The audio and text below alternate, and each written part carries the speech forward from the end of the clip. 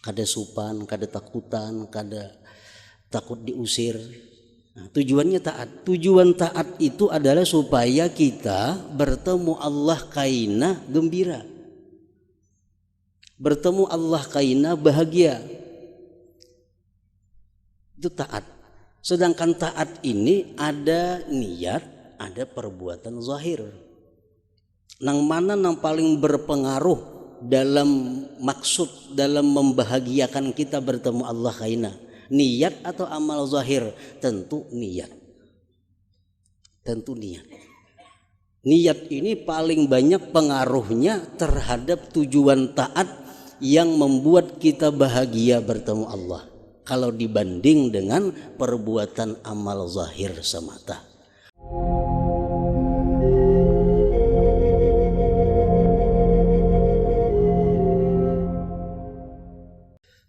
Makna daripada kalam Al-Imam Al-Ghazali rahimahullah wa nafa'ana bi ulumih. Adapun sebab keadaan, niat itu lebih baik dan dimenangkan atas amal, maka tidak dapat memahaminya kecuali orang yang memahami maksud agama. Adapun sebab keadaan niat itu lebih baik dan dimenangkan atas amal perbuatan zahir. Hadis Rasulullah mengatakan niyatul mukmin khairun min amalihi. Niat kita orang yang beriman lebih baik daripada amal perbuatan zahir. Nah, itu kada kau mengerti tentang hadis itu kecuali orang yang memahami maksud agama, jalannya dan pengaruh jalan berhubungan kepada maksud, dan ia membandingkan sebagian bekas pengaruh dengan sebagian yang lain, sehingga tampak baginya setelah demikian yang lebih kuat dengan dikaitkan kepada maksud.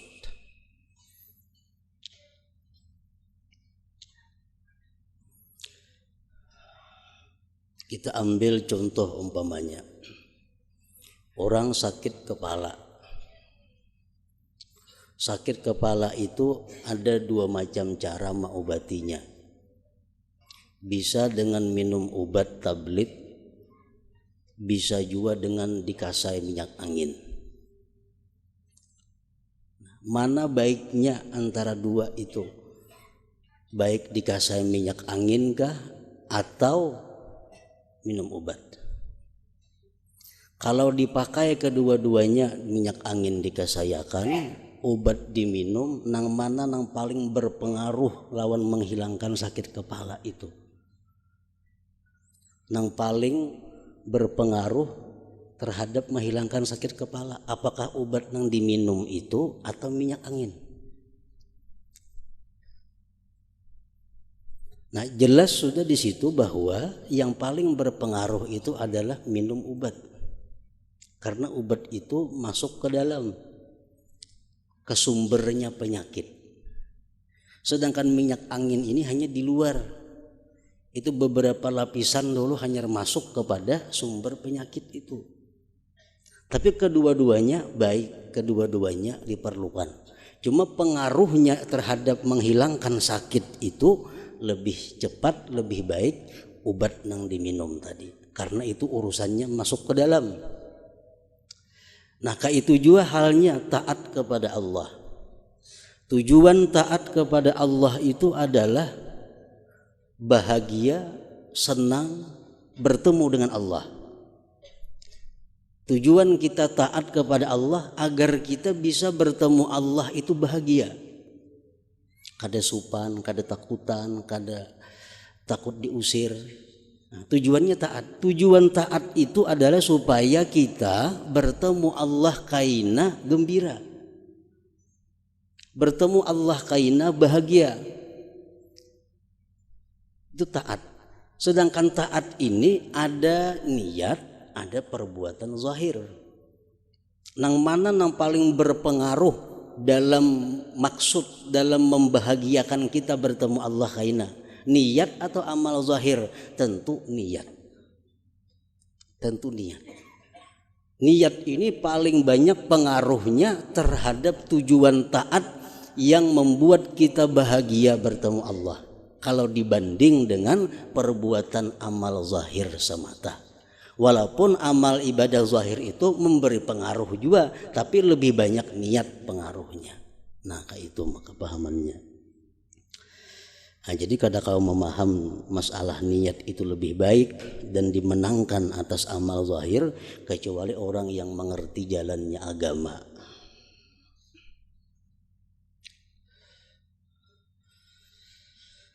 Diambil contoh misalnya Rasulullah Shallallahu Alaihi Wasallam mengatakan, man salaka yatlubu bihi ilman salakallahu bihi tariqal salakallahu bihi tariqan min tariqil jannah. Barang siapa yang berjalan pergi menuntut ilmu, Allah berikan dia jalan menuju surga. Nah, di situ nang mana paling berpengaruh, nang paling berbekas terhadap jalan menuju surga itu? Apakah jalan langkah kaki kita atau niatnya nitukah? Sehingga Allah memberikan ganjaran yang sangat besar.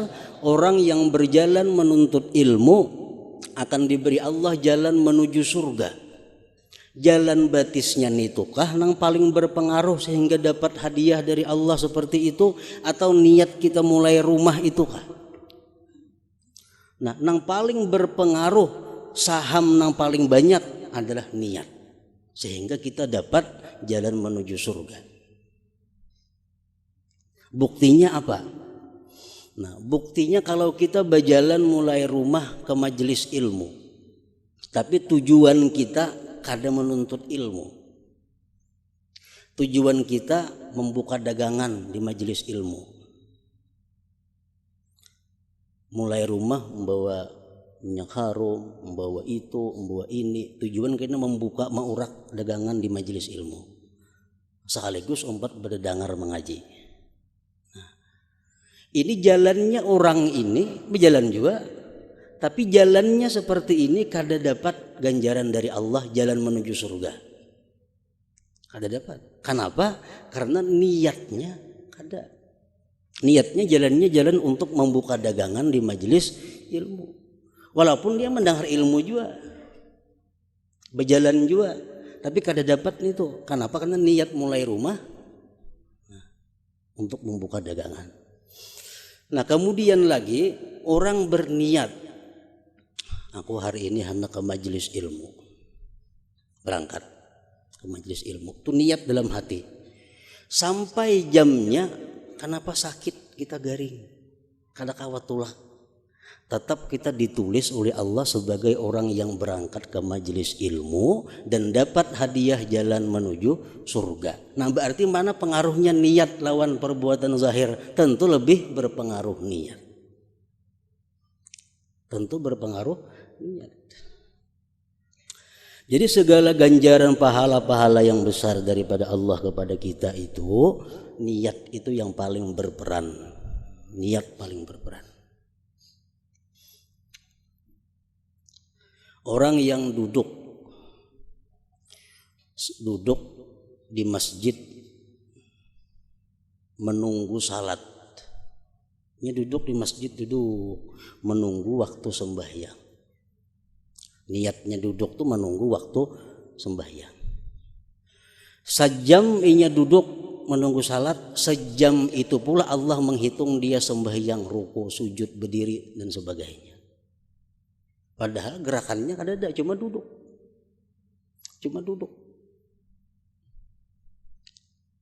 Nah, ini menunjukkan bahwa niat yang paling memberi bekas di dalam memperoleh pahala. Pahala itu modal untuk bisa bertemu Allah dengan senang dan bahagia. Taat tadi. Nah, kalau orang duduk di masjid, tapi tujuan sambil menghadangi kawan. Walaupun ini baca Quran, walaupun ini berzikir, tapi sambil menghadangi kawan. Pas orang bang zuhur, umpat berjamaah zuhur. Nah, duduknya itu kada dihitung sebagai duduk sembahyang. Kenapa? Padahal ini duduk, padahal membaca Quran, tapi kada dihitung sembahyang karena niatnya bukan menunggu sembahyang, menunggu kawan. Nah, itu alasan-alasan yang menunjukkan bahwa hadis Nabi tadi, niyatul mukmin khairun min amalihi. Niat orang beriman itu lebih baik daripada perbuatan zahirnya.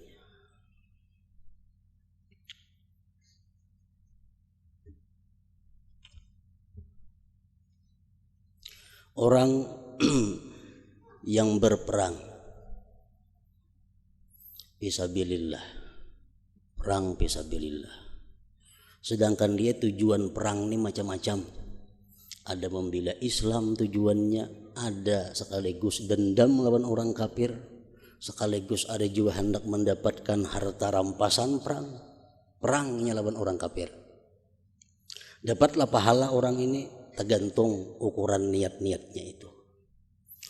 Nah, ada kita kada perang, kita di rumah guring di atas tilam nang empuk, tapi kita berniat, andai kata ada orang nih di daerahku ini berperang melawan orang kafir, aku umpat perang dan aku biar mati fisabilillah. Niatnya kuat seperti itu, guringnya mati. Guring pas mati. Matinya matiin apa? Mati sebagai syahid fisabilillah. Kenapa? Karena niatnya. Padahal amal zahirnya kada ada. Sedangkan nanti maka berperang macam-macam, belum tentu dapat pahala.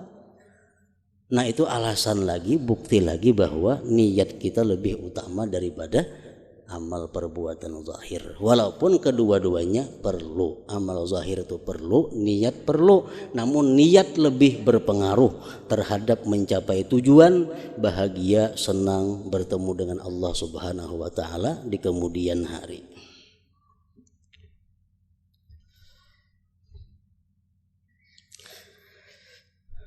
Maka tidak dapat memahaminya kecuali orang yang memahami maksud agama, jalannya dan pengaruh jalan berhubungan kepada maksud, dan ia membandingkan sebagian bekas, sebagian pengaruh dengan sebagian yang lain, sehingga tampak baginya setelah demikian yang lebih kuat dengan dikaitkan kepada maksud. Maksud apa? Bahagia, senang bertemu dengan Allah Subhanahu wa taala.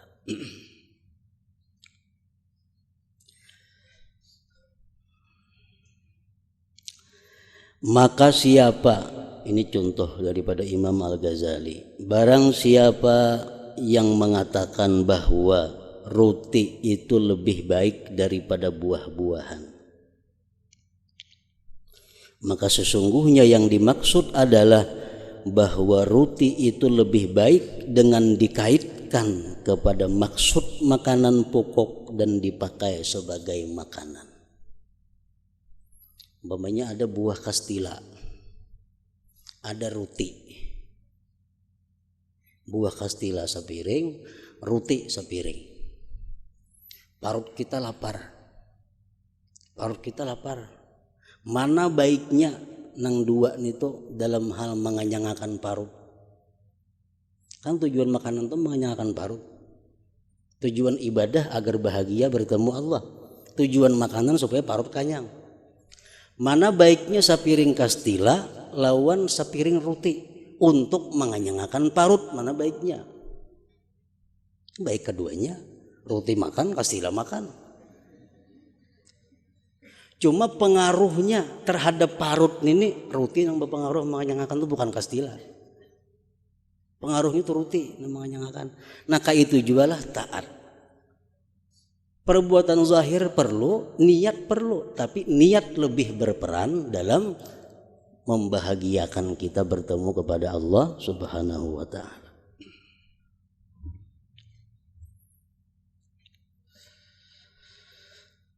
Tidak memahami demikian kecuali orang yang memahami bahwa makanan itu mempunyai maksud, yaitu kesehatan dan kekekalan hidup, dan bahwa makanan-makanan itu bermacam-macam pengaruhnya. Nah, kalau kita umpamanya maksud tujuan kita supaya qada hajat lancar, ada roti sepiring, kastila sepiring, mana baiknya yang dimakan? Tujuan bukan supaya kanyang, ada parut nih kanyang aja. Tujuan mana? Tujuan supaya qada hajat lancar.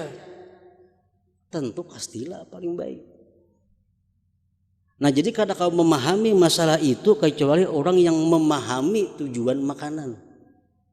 Nah, sama halnya kada kau memahami masalah niat dan amal zahir kecuali orang yang memahami tujuan ibadah itu apa.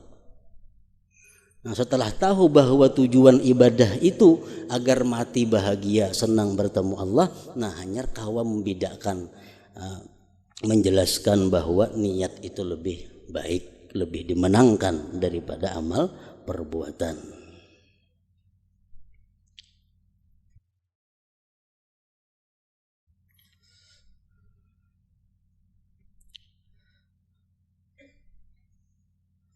Orang yang menghutangi seseorang, kita menghutangi seseorang, janji hari apa bayarannya tanggal 1, sampai tanggal 1 tagih kada kau bayar, jadi jar ampunnya minta timpu ay. Dengan senang hati kita memberi timpu orang itu. Kenapa kita memberi timpu kepada orang ini? Karena kasihan terhadap inya. Kasihan terhadap manusia yang demikian itu adalah bagian daripada ibadah. Niat kita karena kasihannya kada kau bayar tanggal 1, ya ditunda sampai tanggal 30. Nah, kita tunda 30 hari. Berapa inya hutang lawan kita? 1 juta. Setiap hari kita dihukumkan oleh Allah sebagai orang yang bersedekah 1 juta sehari. Setiap hari sampai sebulanan kita dapat pahala sebagaimana orang yang bersedekah 1 juta sehari, sampainya bayar. Nah, kenapa demikian? Karena hati kita, niat kita nang kasihan kepada inya itu. Padahal kita amun kawa sehari 1 juta bersedekah.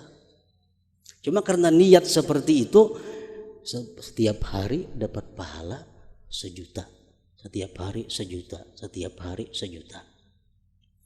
Nah, makanya orang-orang sufi dahulu dalam manakib-manakibnya banyak nang bepadah kepada nang berhutang, kan kena aja bayar dulu, aku dulu hutang, simpan ya hutangnya dahulu. Kenapa? Supaya tiap hari dapat pahala sedekah.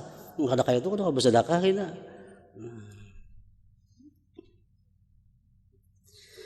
Nah, itu kehebatan niat. Kehebatan niat. Jadi orang-orang yang mulia, mulai daripada para anbiya, para aulia, mereka kada banyak beramal zahir. Nabi contohnya, sitin sembahyang sehari semalaman kawa dihitung sekian rakaat, kada banyak sembahyang Nabi. Sedekah Nabi kada banyak, baca Quran Nabi kada banyak. Nah, di mana keunggulan mereka itu? Mereka punya niat yang sangat banyak. Nah, niat yang baik saling banyakan dalam hatinya.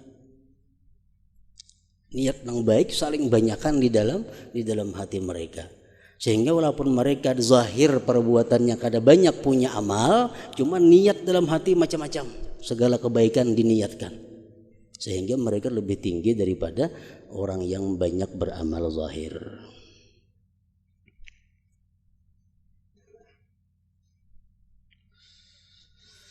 Taat adalah makanan bagi hati. Taat adalah makanan bagi hati.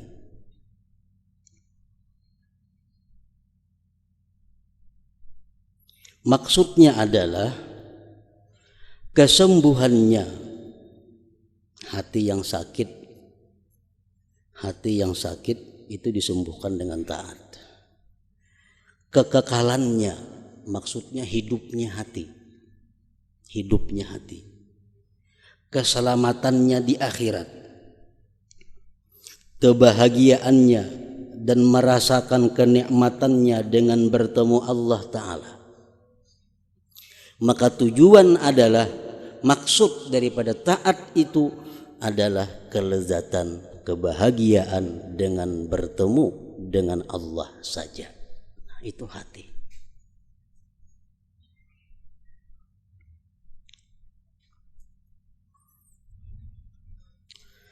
Dan tidak merasakan kenikmatan dengan bertemu dengan Allah kecuali orang yang meninggal dunia dengan mencintai Allah Ta'ala dan ma'rifat kepada Allah. Dan tidak merasakan kenikmatan dengan bertemu dengan Allah kecuali orang yang meninggal dunia dengan mencintai Allah Ta'ala dan ma'rifat kepada Allah. Dicabut roh itu sakit. Dalam berbagai riwayat disebutkan sakitnya itu macam 300 kali dicencang lawan pedang. Sakitnya itu kadakawa dirubah. Siapapun merasakan sakit mati itu. Karena mati ya macam itu. Sama obat tuh pahit. Siapapun merasakan obat tuh pahit. Mati sakit, siapapun merasa. Tapi kadang-kadang manusia itu mati ada yang sakitnya kurang. Ada yang sakitnya hilang sama sekali. Ada yang bertambah sakit daripada 300 cancangan pedang. Nang menambah kurangnya sakit itu apa? Hati manusia. Kalau sakitnya mati tetap kada lebih kada kurang daripada sekitar 300 kali cancangan pedang. Tapi ada orang yang mati tak kurihing. Bukan kada sakit matinya kada, cuma karena hatinya bertemu dengan Allah. Kegembiraan hatinya itulah yang membuat sakitnya itu kada terasa. Kalau terasa juga hilang. Karena nang dihadapinya adalah kebahagiaan yang abadi. Nah, orang nang mati mencintai dunia. Rumah pacang ditinggalakan, kendaraan pacang ditinggalakan, bini pacang ditinggalakan, hati sudah sakit. Ditambah lagi mati itu sakit, bertambah sakit. Sakit matinya aja sudah sakit, ditambah pulang hati yang bergantung kepada dunia, kepada yang pacang ditinggalkan, bertambah sakit. Nah, jadi orang-orang yang mencintai Allah, yang ma'rifat kepada Allah, mereka itulah yang bisa merasakan kenikmatan mati itu. Bukan kada sakit. Nah, sama halnya orang yang hendak operasi. Ujar dokter, ikam kalau ini operasi, ikam bisa melihat, bisa mendengar, ikam bisa buka kina. Mun ikam kada operasi ini, jangankan melihat mendengar kada, berdiri aja kada kawa, berduduk kada kawa, mun ikam kada operasi. Tapi kalau ikam operasi, lalu kita operasi dengan senang hati, kita operasi itu dengan senang hati. Bayar lagi. Kenapa? Karena kita sudah tahu bayang-bayang begitu untung operasi bisa buka, bisa melihat, bisa mendengar, bisa bersuara. Padahal operasi sakit, tetap sakit operasi itu. Tapi karena bayang-bayang kita demikian, sakitnya jadi hilang. Dengan senang hati, dengan nikmat kita menjalani operasi itu. Karena di hadapan ada bayang-bayang kebahagiaan ke lapangan. Ya kurang lebih macam itu.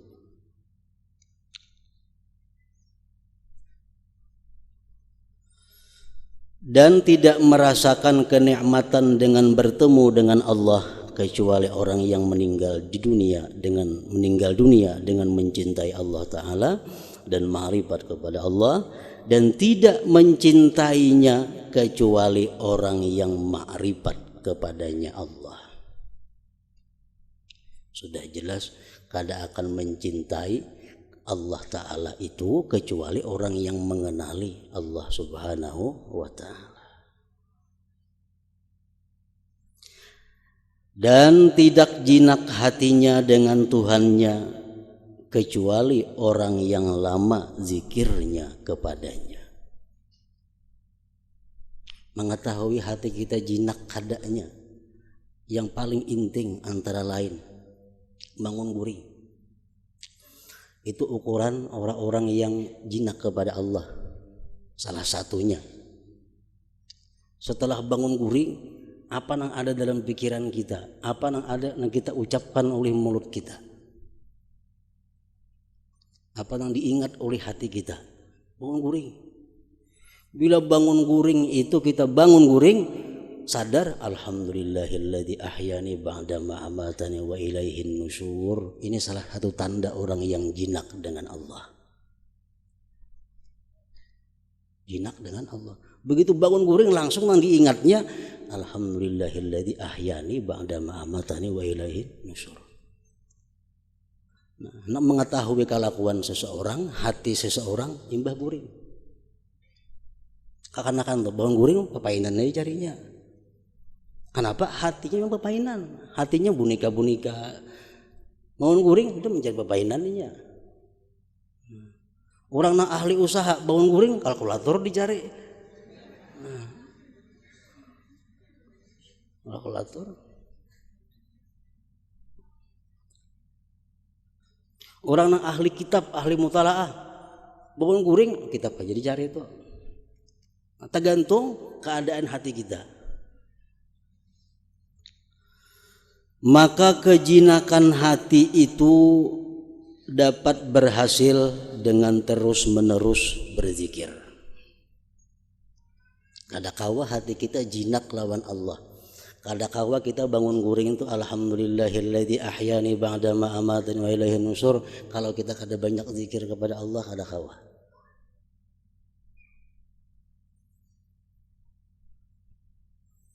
Orang yang banyak zikir hanya kawa jinak lawan Allah. Takajud nang apa? Allah. Datang nikmat Allah. Datang musibah Allah. Karena hatinya sudah jinak kepada Allah. Nah itu kadakawa kita dapat, kadakawa kecuali kita orang yang banyak berzikir dahulu kepada Allah. Maka kejinakan hati itu dapat berhasil dengan terus-menerus berzikir. Dan ma'rifat itu dapat berhasil dengan terus-menerus berpikir. Kayak apa supaya kita ma'rifat dengan Allah? Modalnya berpikir. Bila kada berpikir, kada akan dapat ma'rifat kepada Allah. Nah apa yang dipikirkan? Supaya kita bisa ma'rifat. Banyak macam-macam yang dipikirkan. Antara lain para ulama menjelaskan yang perlu ditafakkurkan agar kita mengenali Allah adalah ma minna ilallah wa ma minallah ilaina. Yang kita pikirkan itu antara lain adalah yang perlu untuk menumbuhkan ma'rifat tadi, apa persembahan kita kepada Allah dan apa berian Allah kepada kita. Pikirkan itu.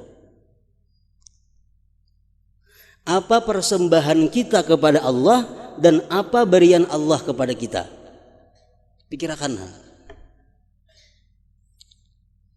Allah memberikan kita mata, hidung, telinga, batis, tangan, nyawa, kesehatan. Allah memberikan kita nikmat, memberikan kita hendak makan, memberikan kita selera, memberikan kita macam-macam. Kita pikirkan harus berian Tuhan lawan kita nih. Hanya kita pikirkan nang apa nang kita persembahkan kepada Allah. Taat mata kita kayak apa lawan Allah. Taat telinga kita kayak apa lawan Allah. Taat mulut kita kayak apa lawan Allah. Taat ini kayak apa lawan Allah. Nah kalau kita total jumlahnya sama dengannya kita kurang. Nah dalam kekurangan itu Allah kada akan merubah pemberiannya kepada kita. Padahal kita hari ini kalau ditotal banyak dari Allah ketimbang dari kita. Tapi Allah tetap sayang lawan kita. Allah tetap memberikan nikmat kepada kita. tetap memberikan udara kepada kita, memberikan rezeki kepada, padahal kita total sudah rugi. Orang tuh berdagang di Mudali rugi, Mudali pulang. Isuk lapor rugi pulang, Mudali pulang oleh si bos nih. Isuk laporan rugi pulang, hari-hari tambah modal, kalau ada untung-untungnya. Nah itulah salah satu cara yang menimbulkan makrifat kita kepada Allah, itu menimbulkan kecintaan kepada Allah.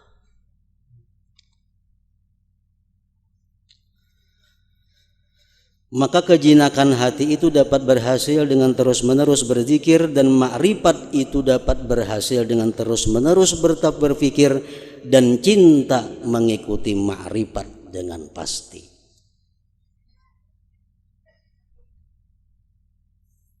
Mau kita berpikir macam itu, asalkan kita punya hati saja, asalkan hati kita masih hidup saja, pasti cinta kepada Allah.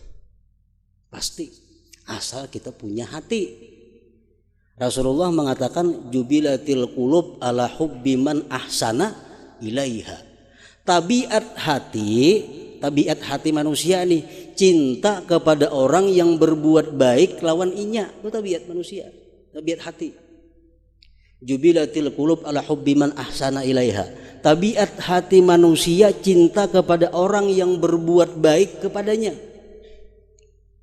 Orang tuh berbuat baik aja kepada kita, hati kita cinta tuh lawan inya.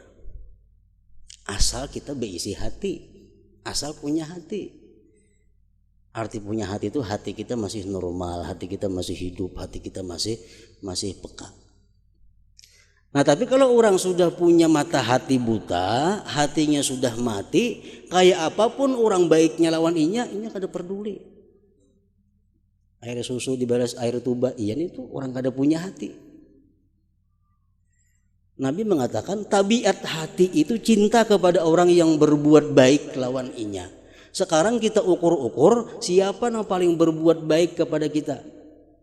Hakonlah orang menjadi muda 10 kali rugi terus kita. Siapa aja yang sugih. Kuitan gin kayak apakah?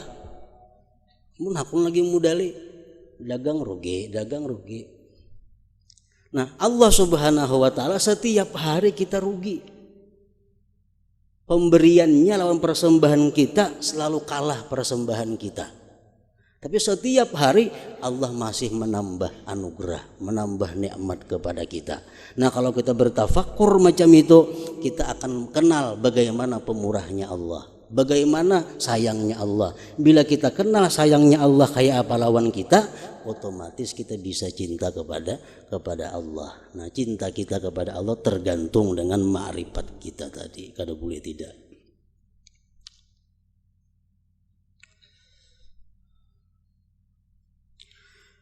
Dan hati itu tidak kosong.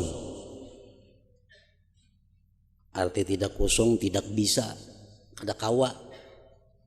Dan hati itu tidak kosong, artinya kada kawa untuk terus-menerus berzikir dan berfikir, kecuali apabila ia si hati tadi kosong dari kesibukan dunia.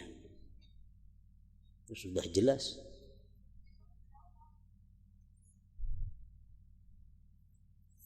Allah tidak menjadikan hati manusia dua, sebuting aja hati, masuknya beantri lagi hibak kada kawa di isina lain. Nah bila kadang ini sudah keluar, hanya yang sebuting pulang masuk. Nah selama hati kita masih sibuk dengan kesibukan dunia, maka hati yang selalu berzikir, hati yang selalu tafakur kada kawa. Kenapa? Karena dunia kada sing kaluaran, antrian nih panjang benar.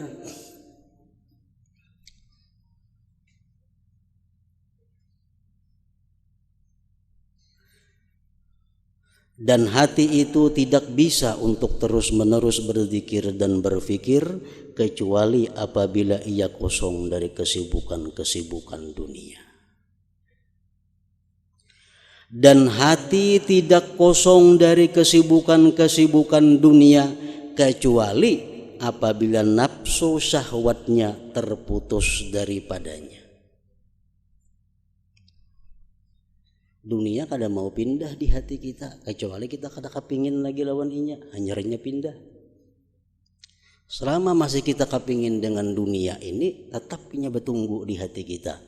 Dunia nama nunggui, dikira kada kau masuk, tafakur kada kau lagi masuk.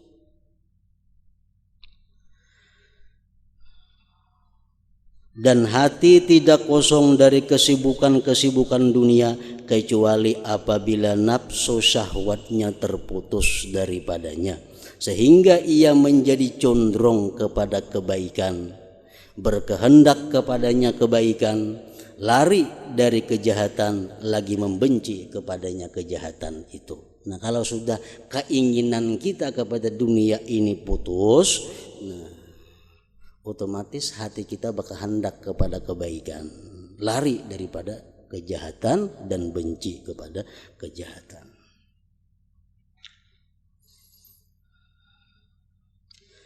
Hanya saja condong ia, kepingin ia artinya. Hanya saja kepingin ia atau hanya saja mau ia si hati kepada kebaikan dan taat apabila ia si hati itu mengetahui bahwa kebahagiaannya di akhirat itu tergantung dengannya taat tadi. Hati kita nih mau kepingin taat, mau kepingin beribadat, syaratnya apa? Tahu maka bahwa kebahagiaan kita di akhirat tergantung ibadat, kesenangan kita di akhirat tergantung taat kita. Tahun itu hanya hati mau kepingin lawan taat. Sebagaimana orang yang berakal condong suka kepada membakam besungu dan pengeluaran darah, karena tahunya bahwa keselamatannya itu pada keduanya, bakam dan mengeluarkan darah tadi.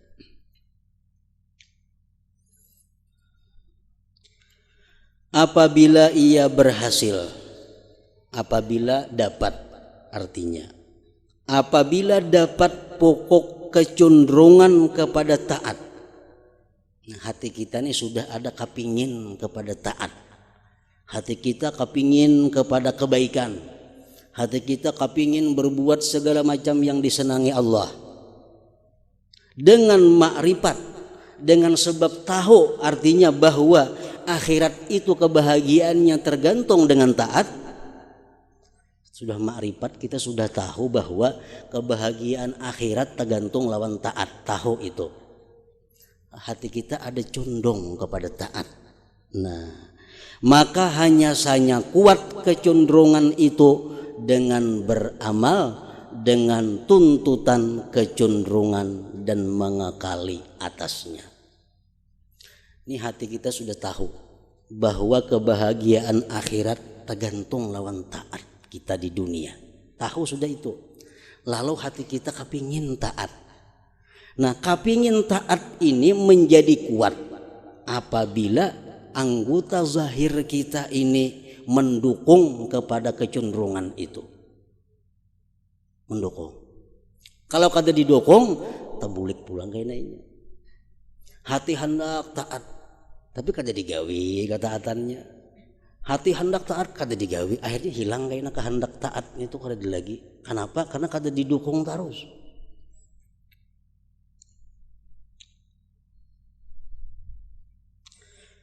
Karena sesungguhnya mengekali atas tuntutan sifat hati. Sifat hati hendak taat tadi, baik sudah. Dan kehendaknya dengan beramal itu berlaku sebagaimana makanan dan makanan pokok bagi sifat tersebut, sehingga mantap sifat dan kuat disebabkannya. Nah, kalau keinginan hati kita hendak taat nih, kita dukung, gawi, laksanakan, hendak taat, laksanakan. Itu sifat kehendak taat nih menjadi kuat dan mantap di dalam hati, akan menjadi kokoh. Bila sekali hendak saja kada dihiraukan, akan lemah dan hilang. Contohnya,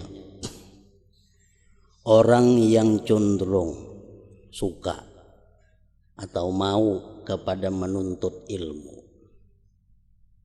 atau mencari kepemimpinan, orang hendak jadi pejabat, orang nang hendak jadi tuan guru, atau orang nang hendak jadi pejabat, itu tidaklah kecenderungannya pada permulaan kecuali lemah.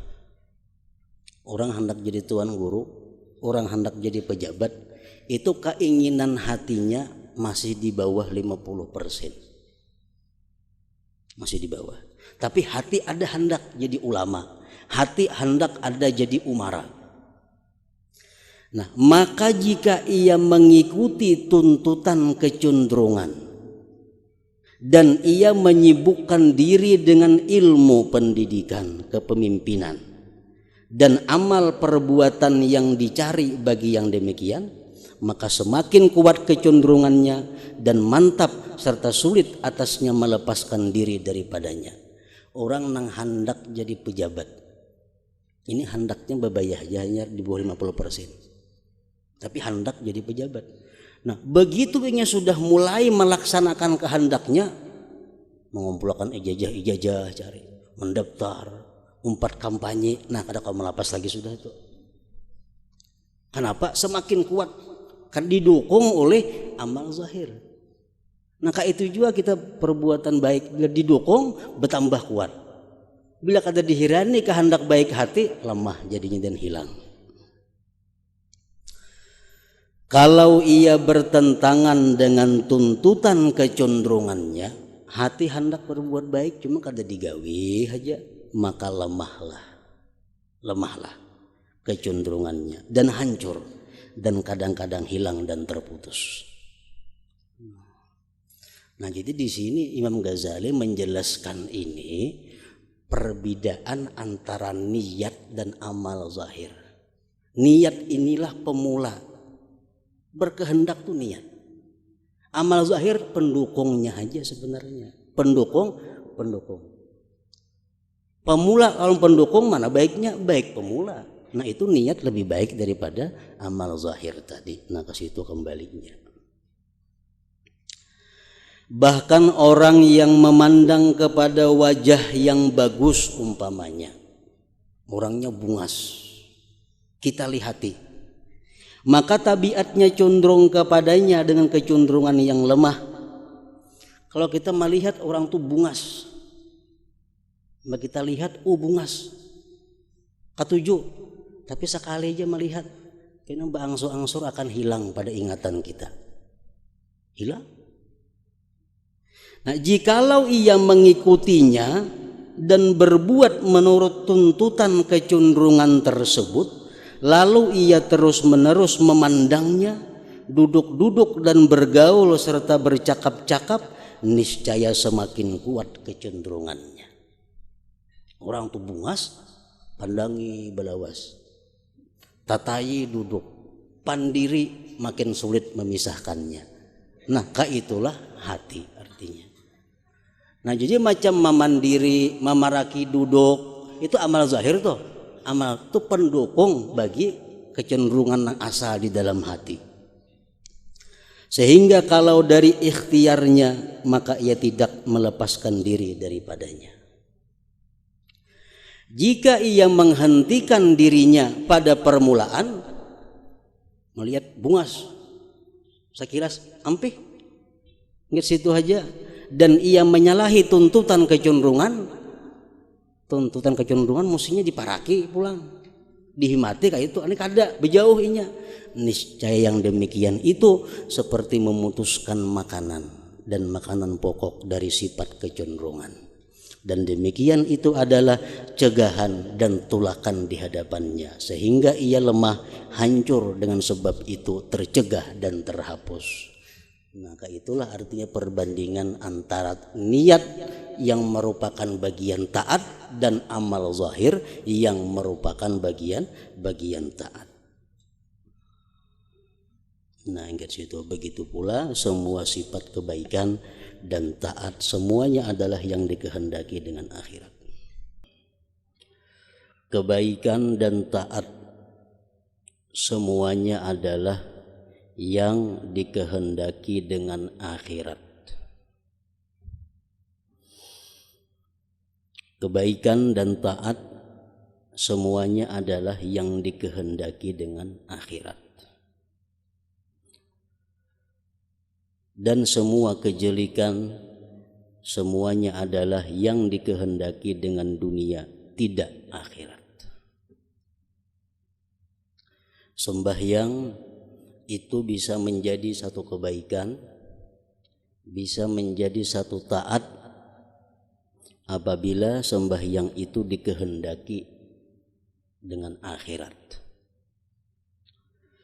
Bersedekah menjadi satu kebaikan, menjadi satu perbuatan taat apabila dimaksudkan dengan sedekah itu adalah akhirat.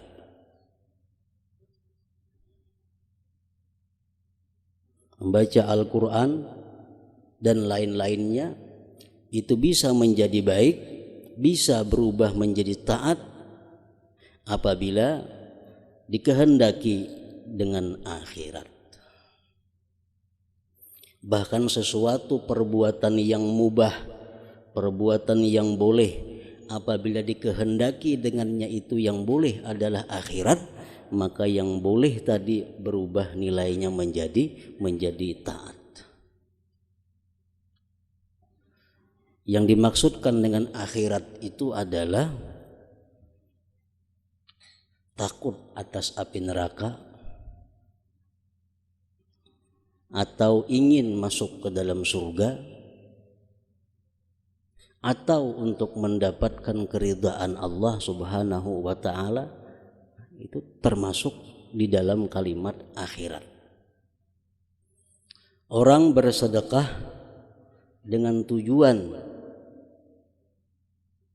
agar terhindar dari api neraka, atau dia bersedekah dikehendaki dengan sedekah itu agar dia bisa masuk surga, atau dikehendaki dengan sedekah itu agar dia bisa mendapat keridhaan Allah.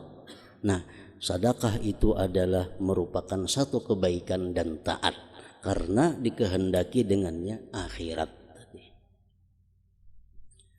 Perbuatan yang boleh seperti makan perbuatan yang boleh. Tapi kalau makan itu kita maksudkan dengan akhirat, makan itu kita kehendaki dengan akhirat. Aku makan tujuannya agar bisa bertenaga, sehingga aku bisa menuntut ilmu, sehingga bisa aku beribadah kepada Allah. Nah, maka makan tadi pun berubah menjadi kebaikan. Makan itu pun berubah nilainya menjadi satu ketaatan, karena dikehendaki dengan makan itu tujuan akhirat. Dan semua kejelikan semuanya adalah yang dikehendaki dengan dunia, tidak akhirat. Apapun perbuatan kita, baik yang taat pada zahirnya, apalagi yang boleh, maka apabila kita maksudkan dengan perbuatan itu adalah duniawi, maka itu berubah menjadi satu kejahatan. Orang yang sembahyang, tapi dia menghendaki dengan sembahyang itu agar mendapatkan pujian orang. Dia bersedekah, dengan sedekah itu dia menghendaki agar disanjung orang. Nah, maka sedekah itu bukan lagi kebaikan, dia menjadi satu kejelikan. Kenapa? Karena dikehendaki dengan sedekah itu dunia, tidak akhirat.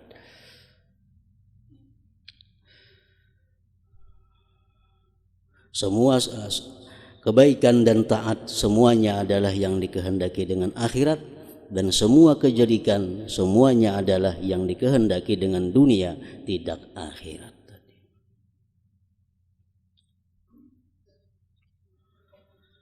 Dan kecenderungan diri kepada kebaikan-kebaikan yang bersifat ukhrawi,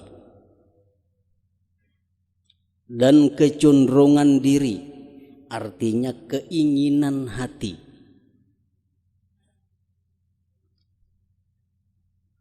Keinginan hati kepada kebaikan-kebaikan yang bersifat ukhrawi. Ingin hati sembahyang, ingin hati membaca Al-Quran, ingin hati bersedekah, ingin hati menuntut ilmu, dan berpalingnya hati dari duniawi. Berpalingnya hati dari duniawi, itulah yang mengosongkan diri untuk zikir dan fikir. Kayak apa caranya supaya kita bisa berzikir? Kayak apa caranya supaya kita bisa bertafakkur? Itu dimulai dengan kehendak hati kepada yang demikian dan mengosongkan hati dari sesuatu duniawi. Selama hati kita tidak mengingini kebaikan dan hati kita tidak berpaling kepada duniawi, maka hati kita tidak akan bisa berzikir dan berfikir. Hati kita tidak akan bisa berzikir dan tafakkur.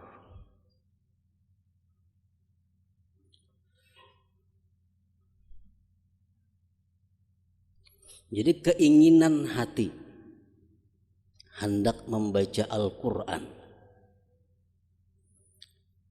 Hati kita ingin hendak membaca Al-Quran itu berarti hati kita kosong dari duniawi. Jakanya hati kita ini berisi duniawi, tentunya kada ingin kepada baca Quran. Nah, hati kita ingin membaca Al-Quran itu berarti hati kita kosong dari duniawi. Di saat hati kosong dari duniawi itulah kita bisa membaca Al-Quran, kita bisa berzikir dan tafakkur tadi.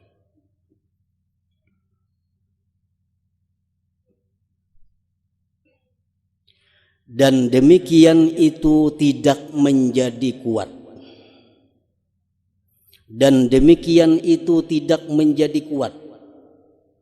Keinginan hati untuk kebaikan tadi tidak akan menjadi kuat. Keinginan kita untuk berbuat baik itu tidak bisa menjadi kuat kecuali dengan mengekali atas amal-amal taat dan meninggalkan perbuatan-perbuatan maksiat dengan anggota-anggota badan. Hati kita ingin membaca Al-Quran. Hati kita ingin menuntut ilmu. Nah, keinginan itu supaya kuat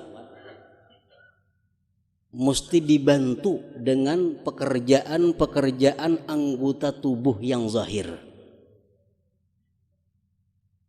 Dengan menghindarkan diri daripada maksiat-maksiat anggota zahir dan melakukan ibadah-ibadah yang zahir. Kita hendak berbuat baik. Kayak apa kehendak berbuat baiknya supaya kuat? Nah, itu dibantu satu dengan meninggalkan maksiat zahir, yang kedua dengan melakukan taat yang sifatnya liwat anggota zahir. Kita ada keinginan untuk berzikir, ada keinginan untuk berzikir. Nah, supaya kuat keinginan itu, berzikirlah mulut kita. Berzikirlah mulut kita. Allah, Allah, atau la ilaha illallah, la ilaha illallah, la ilaha illallah. Nah, kalimat la ilaha illallah yang keluar di mulut kita itu memperkuat keinginan hati yang ingin berbuat baik tadi. Apabila hati kita berkeinginan berbuat baik, hati kita ingin untuk berzikir, tapi di mulut kita ini mengata sesuatu yang sia-sia. Di mulut kita ini mengata perkataan yang diharamkan Allah. Nah, itu akibatnya akan menghilangkan keinginan berbuat baik di dalam hati tadi. Menghancurkan keinginan berbuat baik di dalam hati tadi.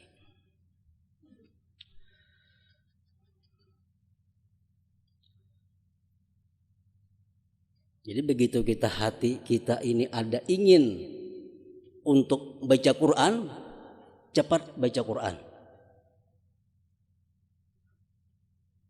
Hati kita ingin membaca salawat, lah kasih mulut kita membaca salawat. Karena salawat yang keluar di mulut itu akan memperkuat kehendak hati membaca salawat tadi. Apabila hati kita ingin membaca salawat, kaina, nah keinginan itu akan hilang. Keinginan di hati itu akan hilang sedikit demi sedikit, akhirnya kada ada sama sekali. Nah, jadi itu artinya anggota tubuh kita yang zahir ini, tangan, mulut dan sebagainya, itu membantu untuk menguatkan keinginan yang ada di dalam hati kita. Karena antara anggota badan dan hati ada hubungan. Tangan ada hubungan ke hati, mulut ada hubungan ke hati, mata ada hubungan ke hati, telinga ada hubungan ke hati.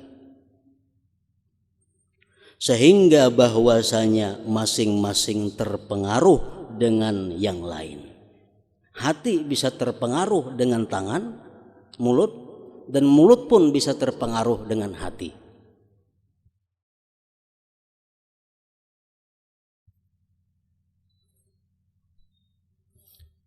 Buktinya anggota zahir ini berpengaruh kepada hati dan hati berpengaruh kepada anggota zahir. Buktinya, maka kamu dapat melihat suatu anggota badan apabila terkena luka. Kita melihat anggota badan kita, umpamanya di wajah kita, kan wajah anggota zahir ngarannya. Kita melihat di wajah kita ini timbul bisul, maka hati merasa sakit. Sakit hati kita. Padahal nang sakit tuh wajah.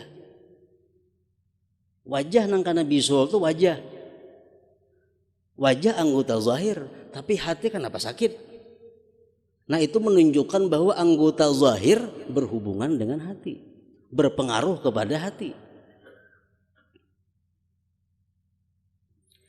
Dan kamu melihat hati apabila merasa sakit dengan mengetahui dengan kematian salah seorang dari teman-teman dekatnya, atau dengan mendadaknya sesuatu yang menakutkan, niscaya anggota badan terpengaruh dengannya, sendi-sendi bergetar dan warna muka berubah.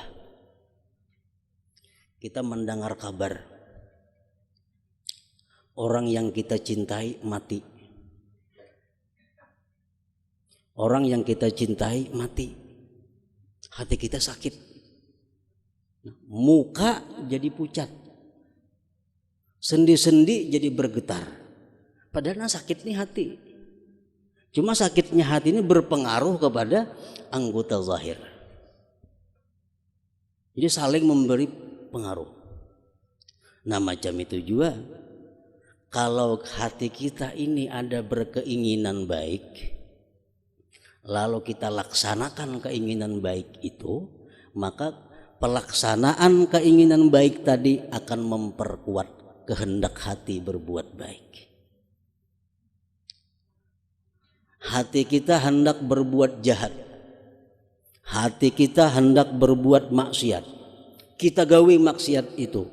Nah, maka perbuatan maksiat itu akan menambah kuat kehendak jahat di dalam hati. Itu berhubungan antara anggota zahir dan anggota badan tadi.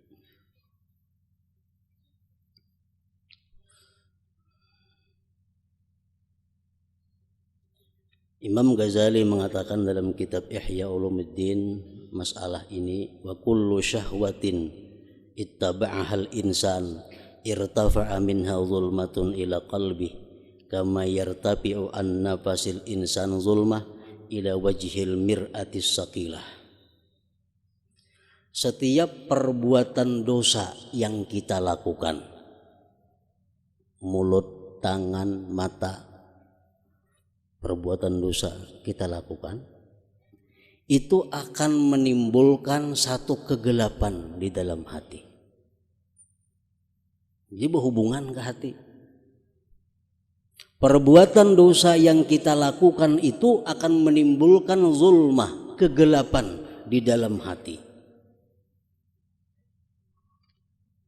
Hendak membayangakannya Jersidin, sebagaimana kita bernapas di cermin yang mengkilat.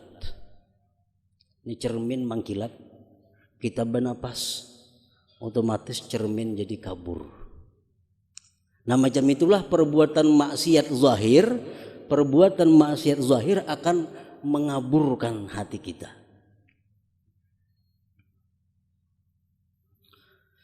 Fa intara kamat zulmatus syahwat sara raina. Kalau maksiat zahir ini selalu diperbuat, akan bertambah-tambah kegelapan di dalam hati. Kalau kita bernapas terus di cermin nang mangkilat tadi, akhirnya muka kita kada kelihatan lagi. Bernapas terus di cermin nang mangkilat, bernapas keluar napas, akhirnya cermin nang baik nang mencilang jadi kabur. Nah, bila sudah kalawasan nang demikian itu, maksiatnya sudah kebanyakan, nah maka itu akan berubah menjadi tab'an, menjadi tabiat. Nah ini yang berat, menjadi tabiat. Itu sudah ngalih membuanginya, sulit membersihkannya. Nah itu pengaruh hubungan antara anggota zahir dan anggota batin hati kita. Melainkan bahwasanya hati itu adalah pokok asal yang diikuti. Hati pokok asal yang diikuti. Maka ia si hati seolah-olah amir dan pemimpin, dan anggota badan seperti pelayan rakyat dan pengikut. Anggota badan adalah pelayan bagi hati dan penguatan sifatnya pada hati. Jadi tangan ini merupakan prajuritnya si hati, dan tangan ini pun akan memberikan penguatan kepada si hati tadi. Maka hati adalah yang dimaksud. Yang dimaksud adalah hati. Sebagaimana kita dengar dahulu firman Allah, yauma la yanfa'u malu wala banun illa man atallaha biqalbin salim. Pada hari kiamat itu harta anak tidak ada gunanya. Yang bisa berguna apa? Hanya hati yang selamat. Nah, jadi yang dimaksud itu adalah hati. Tujuan intinya adalah hati. Dan anggota badan adalah alat yang menyampaikan kepada maksud tadi.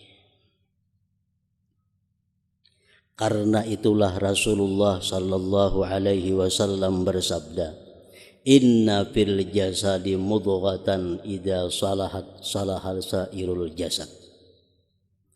Sesungguhnya dalam tubuh manusia ada segumpal daging yang apabila ia baik, niscaya baik sekalian tubuhnya. Nah, maksudnya segumpal daging itu adalah hati. Dari hati yang baik keluar tingkah laku yang baik. Dari hati yang baik keluar kata-kata yang baik. Orang yang berkata-kata kasar, berkata-kata yang kada pantas, itu menunjukkan keadaan hatinya, menunjukkan keadaan isi hatinya. Karena kalau hatinya itu baik, kada akan mungkin kalimat keluar kecuali baik.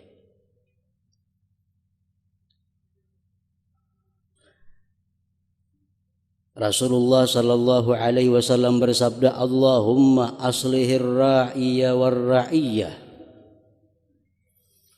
Dalam doa beliau, Allahumma aslihir ra'iyya war ra'iyah.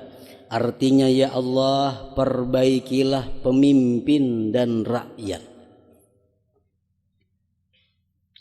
Ujar Nabi kita, ya Allah, perbaikilah pemimpin dan rakyat. Beliau menghendaki dengan pemimpin adalah hati.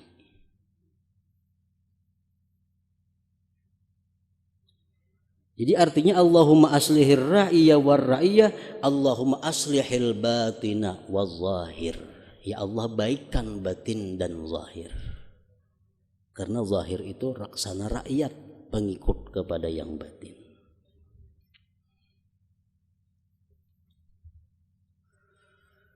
Allah Ta'ala berfirman, la yanalallaha luhumuha wala dima'uha walakin yanaluhu taqwa minkum. Artinya daging-daging kurban itu dan darah-darahnya sekali-kali tidak dapat mencapai keridhaan Allah, tetapi ketakwaan daripada kamulah yang dapat mencapainya. Takwa adalah sifat hati. Kita berkurban, nyembelih sapi, darahnya mengalir, dagingnya kita bagi-bagi. Sampailah darah dagingnya itu kepada Allah, kada sampai. Nang sampai kepada Allah apa? Takwanya itu. Kita berkurban itu tujuannya apa? Kita berkurban itu menjunjung perintah Allah. Takwa artinya. Dan itu sifat hati. Takwa sifat hati. Jadi yang sampai kepada Allah bukan daging kurbannya, bukan darahnya, kulitnya. Yang sampai kepada Allah hanya sifat hati, ketakwaannya. Niat kita berkurban itulah yang sampai kepada Allah. Orang yang bukan Islam ini bisa menyembelih sapi, dibagiakannya daging-dagingnya kepada orang-orang miskin. Kan tidak harganya. Nah sama orang kita. Kalau orang kita menyembelih kurban tapi bukan karena Allah, bukan karena takwa, sama orang kafir nyembelih kambing, dibagi-baginya dagingnya. Yang sampai kepada Allah itu hanya niatnya. Niatnya menjunjung perintah Allah, yaitu takwa. Takwa adalah sifat hati.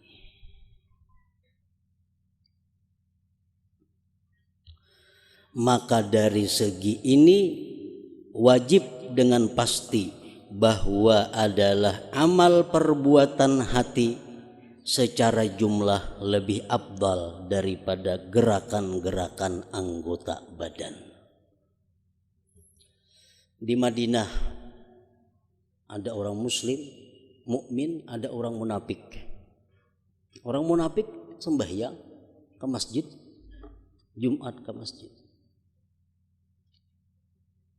Orang mukmin sembahyang juga. Sembahyangnya sama, sujudnya sama, rukuknya sama, bacaannya sama. Tapi yang sampai kepada Allah sembahyangnya orang mukmin. Kenapa? Karena orang mukmin itu sembahyang adalah niatnya takwa. Sedangkan orang munafik niatnya sembahyang apa? Menjaga keselamatan dirinya daripada ancaman hukuman-hukuman dunia.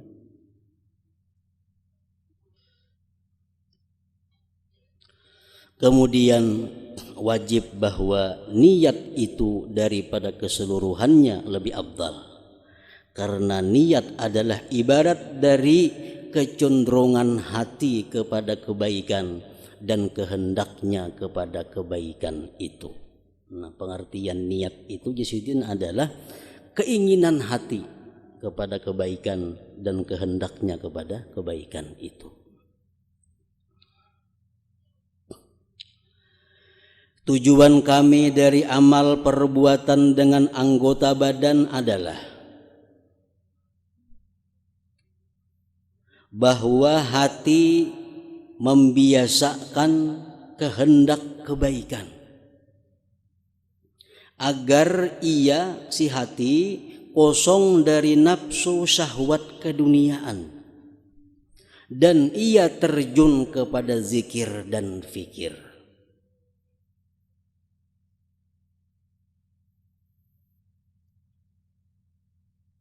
Maka dengan pasti hati lebih baik dengan dikaitkan kepada tujuan. Karena ia bertempat dari diri maksud. Yang dimaksud itu apa? Yang dimaksud itu hati kita bisa berzikir dan tafakur. Yang dimaksud hati kita bisa berzikir dan tafakur, itu maksudnya. Agar hati kita bisa berzikir dan tafakur, itu mesti ada kehendak untuk itu. Mesti ada keinginan untuk itu. Nah, keinginan ini akan kuat bila dibantu oleh anggota tubuh zahir. Akan kuat bila dibantu tubuh zahir. Maka dengan pasti hati lebih baik dengan dikaitkan kepada tujuan karena ia bertempat dari diri maksud. Yang dimaksud ini kan hati. Bila mana hati ini selamat, dia akan bahagia bertemu Allah. Dia akan senang bertemu Allah. Dia mati dalam keadaan bahagia. Tujuannya itu. Nah, kehendak berbuat baik itu dari hati. Sedangkan perbuatan zahir hanya memperkuat.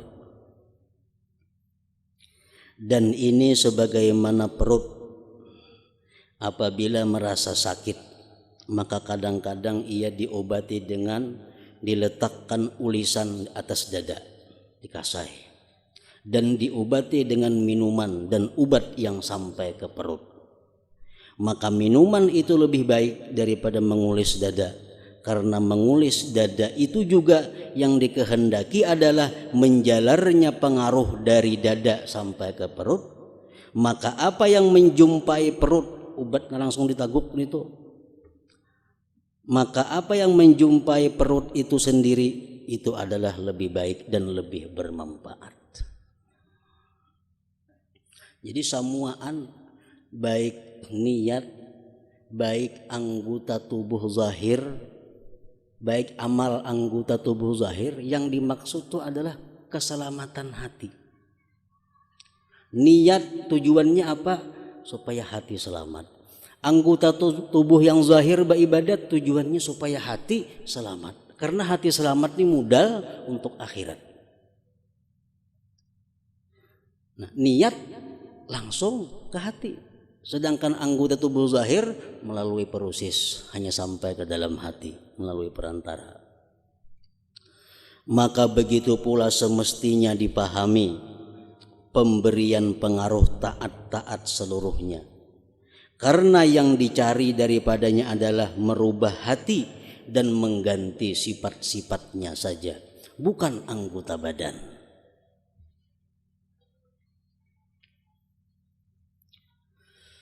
Maka janganlah kamu menyangka bahwa pada meletakkan dahi di atas bumi ada maksud dari segi bahwa itu mengumpulkan antara dahi dan bumi. Jangan dikira sujud itu tujuannya hanya untuk menyentuhkan dahi ke tanah. Jangan disangka bahwa sujud itu Allah menyuruh supaya dahi kita sampai ke tanah, inggit situ aja. Bukan itu. Tetapi Allah menyuruh kita sujud itu dari segi bahwa itu dengan hukum adat kebiasaan adalah memperkuat sifat tawadhu di dalam hati. Allah menyuruh kita sujud. Sujud itu meletakkan anggota tubuh yang paling mulia ke tempat yang paling rendah, bumi. Disuruh sujud. Tujuan Allah menyuruh sujud ini bukan hanya untuk meletakkan dahi di bumi kada, tapi untuk menguatkan perasaan tawadhu yang ada di dalam hati sewaktu sembahyang itu. Rasulullah bersabda, innamas shalah tamaskunun wa tawadu'un ila akhir. Ujar Nabi, innama, hanya saja sembahyang itu adalah merupakan tamaskunun, perasaan hinanya diri. Wa tawadu'un, dan sembahyang itu merupakan penampakan daripada rendahnya diri. Rendahnya diri, hinanya diri itu akan menjadi kuat di waktu sujud. Karena sujud itu akan memperbuat tawadhu'nya hati. Kalau kita merasakan sembahyang itu bahwa kita adalah sangat hina. Pertama, kita sembahyang itu menjunjung perintah. Menjunjung perintah. Di situ kita sudah hina. Kenapa? Karena kita orang yang diperintah. Orang yang diperintah itu pasti hina. Makanya diperintah. Jadi sembahyang itu sebenarnya dari awal sampai akhir adalah menunjukkan betapa hinanya, rendahnya kita. Kita sembahyang menjunjung perintah Allah. Berarti kita alangkah hinanya, kita diperintah. Nah, yang kedua, dalam sembahyang kita diatur, gerak-gerik kada boleh lain pada itu. Bertambah hina lagi kita. Dalam sembahyang kita kada boleh membaca sembarang apa nang dibaca selain nang diatur.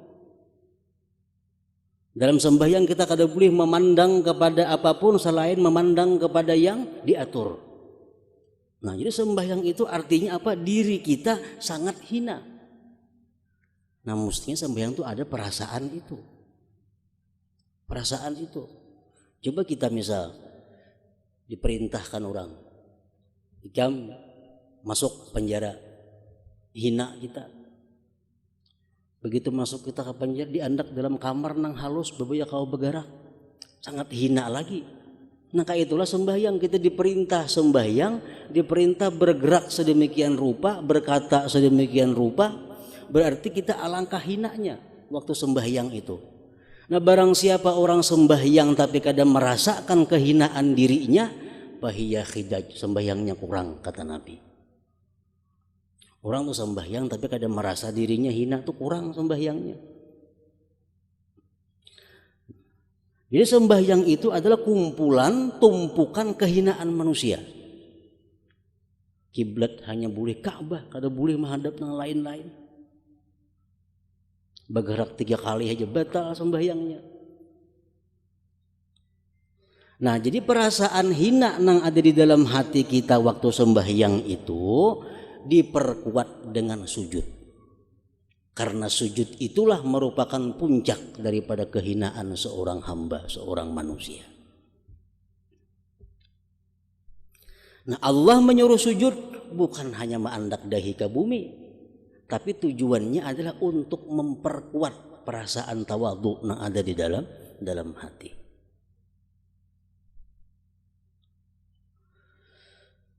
Sesungguhnya barang siapa mendapatkan pada dirinya sifat tawadhu, maka apabila ia merasa tenang dengan anggota badannya dan menggambarkannya dengan bentuk tawadhu, niscaya semakin kuat tawadhunya. Semakin kuat tawadhunya. Contohnya lagi, dan barang siapa mendapatkan pada hatinya balas kasihan kepada anak yatim. Dalam hati kita, di hadapan kita ada anak yatim piatu atau anak yatim biasa. Kalau kita kasihan dengan anak yatim itu, hati kita ini maras lawan anak yatim itu. Lalu apabila ia mengusap kepala anak yatim, dipusutnya kepala anak yatim tadi, maka semakin kuat balas kasihan dalam hatinya. Kita ini kasihan dulu anak yatim, kita pusut kepalanya. Nah, gerakan kita memusut kepala ini memperkuat rasa kasihan dalam hati. Karena perbuatan zahir mendukung apa yang di dalam hati. Karena ini amal perbuatan tanpa niat itu tidak memberi faidah sama sekali. Karena barang siapa mengusap kepala anak yatim sedang ia lalai atau menyangka bahwa ia mengusap pakaian, maka tidak tersebar dari anggota badannya bekas kepada hatinya untuk menguatkan balas kasihan. Amunnya itu mengusap kepala anak yatim, tapi ini hatinya kemanakah kada ke situ? Atau perasaannya yang diusapnya ini kupiah. Nah itu kada akan memberi bekas kepada menguatkan rasa kasihan dalam hati. Dan begitu pula barang siapa bersujud dengan lalai, sedang ia disibukkan dengan cita-citanya dengan benda dunia, maka tidak tersebar dari dahinya dan peletakannya di atas bumi pengaruh kepada hatinya yang membuat semakin kuat sifat tawadhu'nya. Ini tuh sujud, tapi rahatan sujud tuh hatinya kemanakah? Nah sujudnya itu kada akan berpengaruh untuk memperkuat tawadhu dalam hatinya. Maka adanya yang demikian itu seperti tidak ada. Orang tuh sujud tapi hatinya lalai, sama lawan kada sujud. Kada ada bakasnya, kada ada pengaruhnya kepada penguatan sifat tawadhu di dalam hati. Dan apa yang adanya sama dengan tidak adanya dengan dikaitkan dengan maksud yang dicari itu disebut perkara yang batil. Bila barang toh kadada lawan ada sama berarti batil ngarannya. Nah maka dikatakan bahwa ibadah tanpa niat adalah batil. Ibadah tapi kada berniat batil, sama lawan kadada artinya. Ini artinya adalah apabila ia berbuat dengan lalai.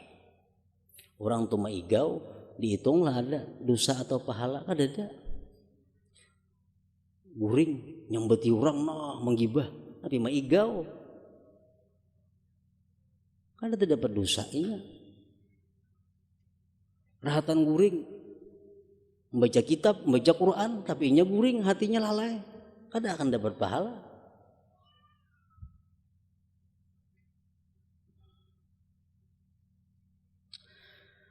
Lalu apabila ia maksudkan dengan perbuatan itu riya atau mengagungkan orang lain, inya nih sujud lalai, itu nol, sama lawan kada sujud. Ini sujud cuma riya. Nah, sujud cuma riya. Maka tidaklah adanya itu seperti tidak adanya, bahkan ia menambah kejelikan padanya. Jadi ada 3 jenis sujud. Satu, sujud yang hadir hatinya, itu menambah sifat tawadhu dalam hatinya. Ada sujud nang lalai, nol, sama lawan kada sujud. Ada orang sujud cuma riya, itu akan menambah kejelikan dalam hatinya. Karena ia tidak menguatkan sifat yang dituntut penguatannya. Bahkan ia menguatkan sifat yang dituntut mencegahnya, yaitu sifat riya, di mana ia adalah dari kecenderungan kepada dunia. Maka inilah segi adanya niat itu lebih baik daripada amal perbuatan. Dan dengan inilah pula diketahui arti sabda Rasulullah sallallahu alaihi wasallam, man hamma bihasanatin falam ya'malha kutibat lahu hasanah. Artinya barang siapa mencita-cita dengan suatu kebaikan lalu ia tidak mengerjakannya, niscaya ditulis baginya satu kebaikan. Kenapa ditulis? Karena cita-cita hati adalah kecenderungan kepada kebaikan. Hati kita nih ingin berbuat baik itu sudah pahala, walaupun belum sempat terlaksana. Karena cita-cita hati adalah kecenderungan kepada kebaikan dan berpaling dari hawa nafsu dan cinta dunia. Dan itulah adalah puncak kebaikan. Dan hanya saja penyempurnaan dengan amal perbuatan itu menambah kebaikan semakin kuat.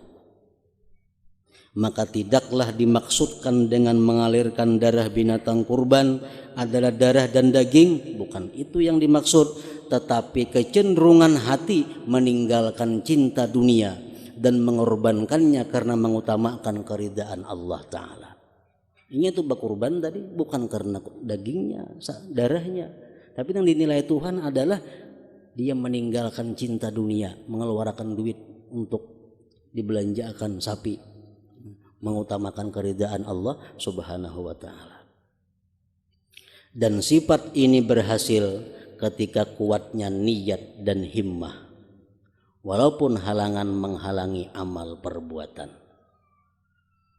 Kalau niatnya sudah ada, himmah keinginannya sudah ada, walaupun ada yang menghalangi, tetap dicatat sebagai satu perbuatan kebaikan.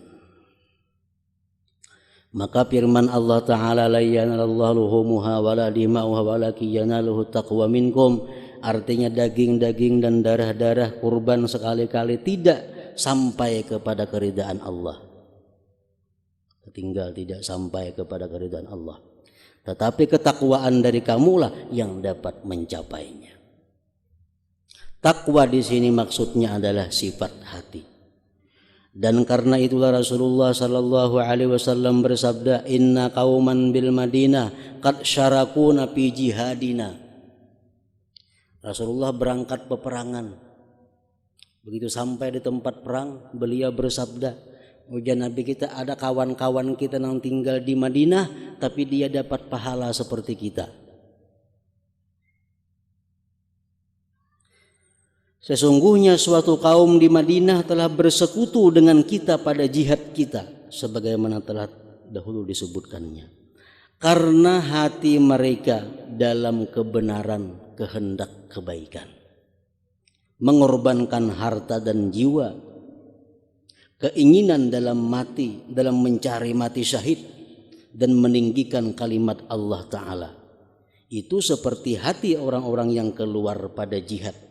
Hanya saja mereka berbeda dengan mereka yang keluar dengan badan karena halangan-halangan tertentu, dengan sebab-sebab yang keluar dari hati.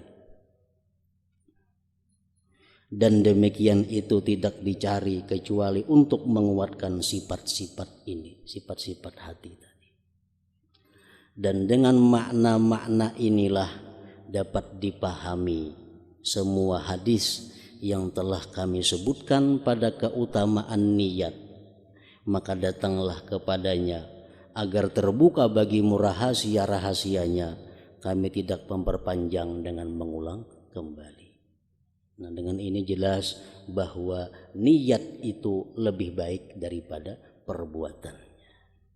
Kita berniat hendak membaca surah Waqiah, sudah berpahala. Baca surah Waqiah, namun tentu berpahala. Bacaannya tahalang tabujur, niat itu nang berpahala. Kenapa berpahala? Karena berkehendak kepada kebaikan, berkehendak kepada kebaikan. Nah, kemudian penjelasan tentang rincian amal-amal yang berkaitan dengan niat.